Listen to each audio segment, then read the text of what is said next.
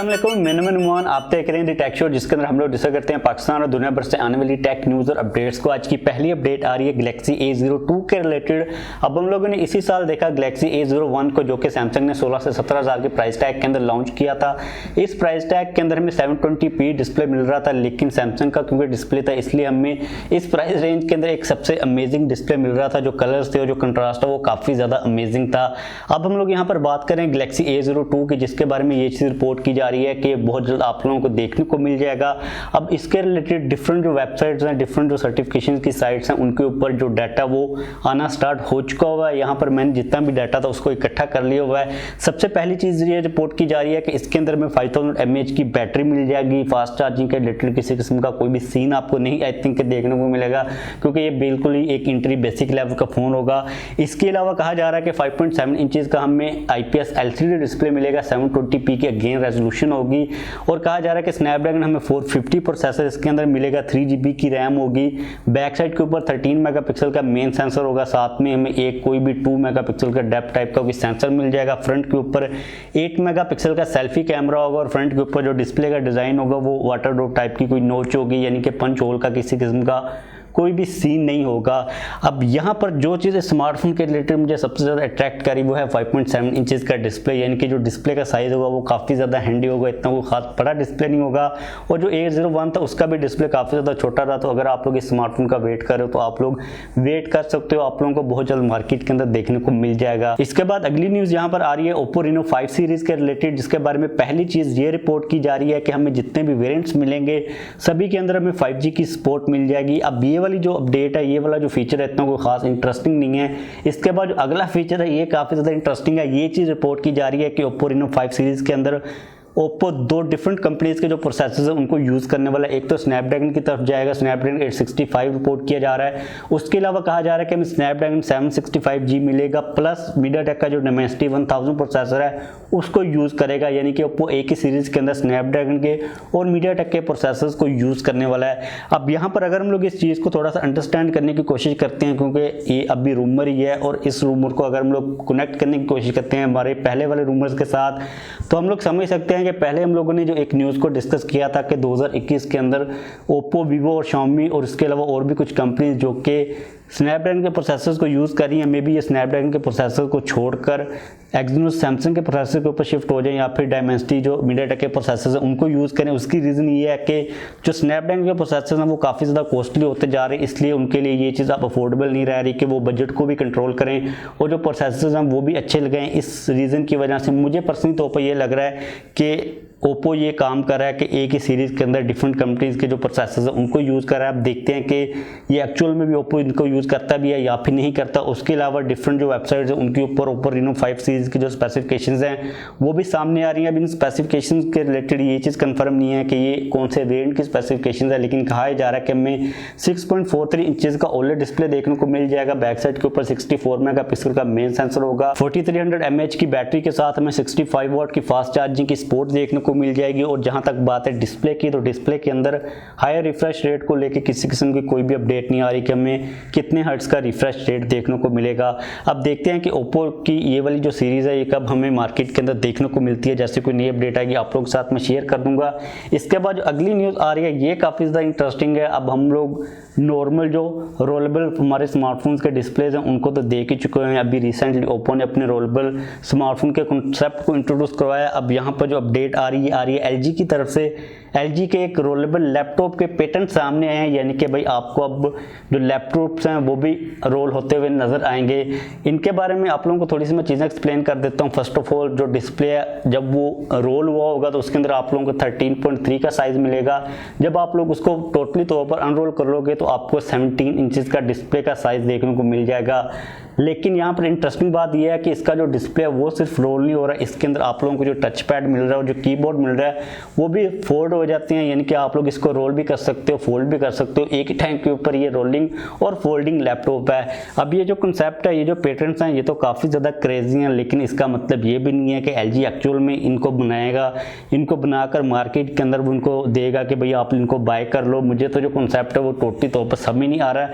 लेकिन इन चीज़ों से एक चीज़ ये होती है कि यार हमारी जो टेक्नोलॉजी होती है वो हम लोग डेवलप कर लेते हैं, लाजमी नहीं है कि ये हम लोग जो डिस्प्लेस को फोल्ड कर रहे हैं ये सिर्फ हम लोगों ने लैपटॉप्स के अंदर यूज़ करना है या फिर हम लोगों ने मोबाइल्स के अंदर यूज़ करना है। इसके अलावा भी हमें डिफरेंट जगहों के ऊपर जो डिस्प्लेस होते हैं वो मिल रहे होते हैं, तो हम लोग किसी और जगह के ऊपर इनको यूज़ कर सकते हैं। मतलब कि मेन मकसद ये होता है कंपनीज का कि एक फॉर एग्जांपल कंपनी डिस्प्लेस को बना रही है तो वो अपनी टेक्नोलॉजी को तैयार कर लेती है, उसके अलावा जो डिफरेंट यूजर्स होते हैं वो हम लोग बाद में भी फाइंड आउट कर सकते हैं कि हम लोगों ने इनको कहाँ पर लगाना है।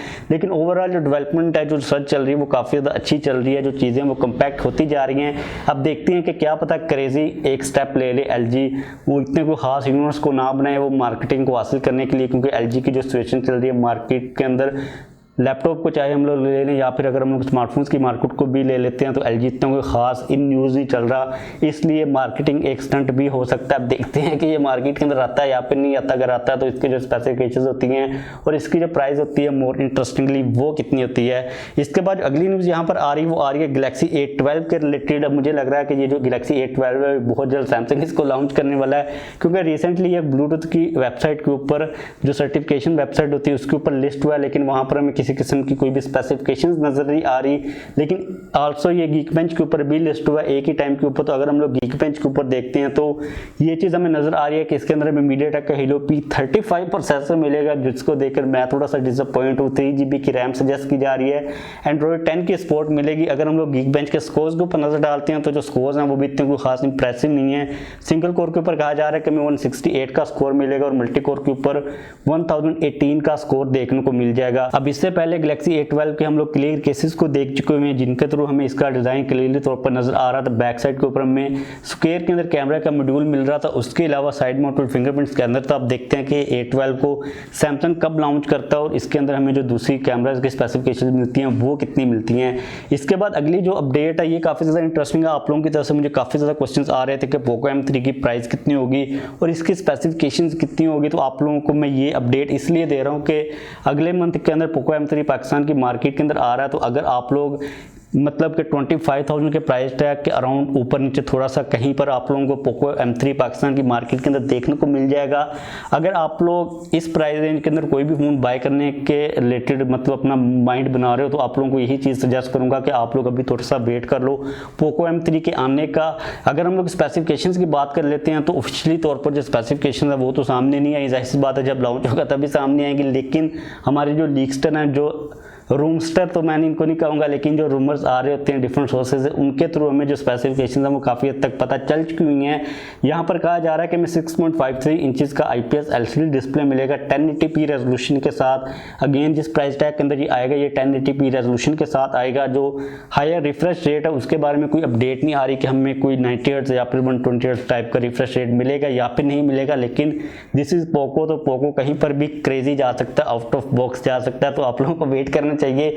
इसके अलावा 4GB की रैम प्रेडिक्ट की जा रही है कि 4GB का एक वेरिएंट आएगा, मुझे लगता है कि 3GB का भी आ सकता है। उसके अलावा स्नैपड्रैगन 662 प्रोसेसर होगा। अब ये जो स्नैपड्रैगन 662 प्रोसेसर है ये एक की फैक्टर है जिसकी वजह से मैं ये प्रेडिक्ट कर रहा हूँ कि इसकी जो प्राइस होगी वो 25,000 के अराउंड कहीं पर देखने को मिल जाएगी। इसके अलावा बैक साइड के ऊपर 48 मेगापिक्सल का मेन सेंसर कहा जा रहा है, साथ में 8 मेगापिक्सल का अल्ट्रा वाइड सेंसर होगा और 2 मेगापिक्सल का कोई भी सेंसर हो सकता है, क्योंकि हम लोगों ने पेटेंट्स देख लिए हुए हैं। पेटेंट्स की बैक साइड के ऊपर हमें 3 कैमराज नजर आ रहे हैं। फ्रंट के ऊपर कहा जा रहा है कि हमें 16 मेगापिक्सल का या फिर 13 मेगापिक्सल का सेल्फी कैमरा देखने को मिल सकता है और फ्रंट के ऊपर पंच होल नहीं है। फ्रंट के ऊपर हमें वाटर ड्रॉप टाइप की नोच मिल रही है। मुझे लगता है कि फ्रंट के ऊपर अगर पंच होल होता और बैक साइड के ऊपर हमें जो क्रेजी डिजाइन मिल रहा है तो ओवरऑल जो इसकी एस्थेटिक्स होनी थी, जो लुक्स होनी थी वो काफ़ी ज़्यादा वाइल्ड होनी थी। लेकिन अभी भी बैक साइड के ऊपर हमें जो डिज़ाइन मिल रहा है वो काफ़ी ज़्यादा इंटरेस्टिंग है, काफ़ी ज़्यादा आउट ऑफ द बॉक्स है।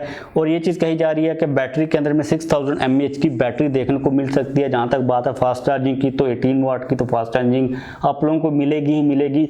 तो ये स्पेसिफिकेशंस काफ़ी ज़्यादा डिसेंट हैं और प्राइस के बारे में आप लोगों को मैंने ऑलरेडी बता दिया हुआ, पैटर्न्स भी सामने आ चुके हैं। आप लोग इन सारी चीज़ों के ऊपर देखकर अगर इसके लिए वेट करना चाह रहे हो तो आप लोग वेट करो। आप लोगों को मैं यही चीज़ रिकमेंड करूंगा कि आप लोग इसका डेफिनेटली वेट कर ही लो। इसके बाद अगली न्यूज़ यहाँ पर आ रही है गैलेक्सी A52 के रिलेटेड। अभी रिसेंटली एक अननोन स्मार्टफोन गीकबेंच के ऊपर लिस्ट हुआ है जिसका जो कोड नेम है वो डी कोड करना हमारे जो एक्सपर्ट्स हैं लीक्स वाले और रूमर्स वाले उनके लिए पॉसिबल नहीं हो रहा। अगर हम लोग यहाँ पर चार्ट के ऊपर देखते हैं, डॉक्यूमेंट्स के ऊपर देखते हैं तो इसके अंदर हमें Adreno 619 का GPU मिल रहा है, 6GB की रैम है है, उसके अलावा स्नैपड्रैगन 750G प्रोसेसर कहा जा रहा है। अगर हम लोग इसके स्कोर्स की बात करते हैं तो सिंगल कोर के ऊपर 523 का स्कोर है, उसके अलावा मल्टी कोर के ऊपर 1859 का स्कोर है।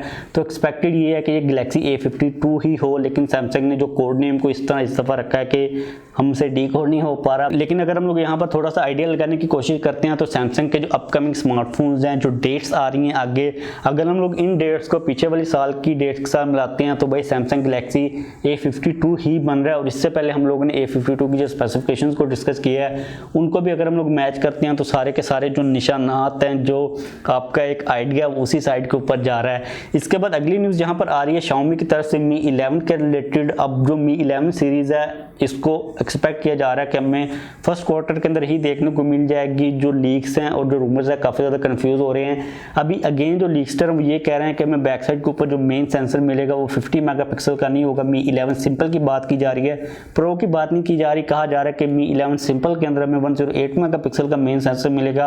अब ये चीज़ तो यार देखनी पड़ेगी। अब मैं अपनी कोई फीडबैक नहीं दे सकता क्योंकि जो चीज़ें वो काफ़ी ज़्यादा कंफ्यूज हो रही हैं।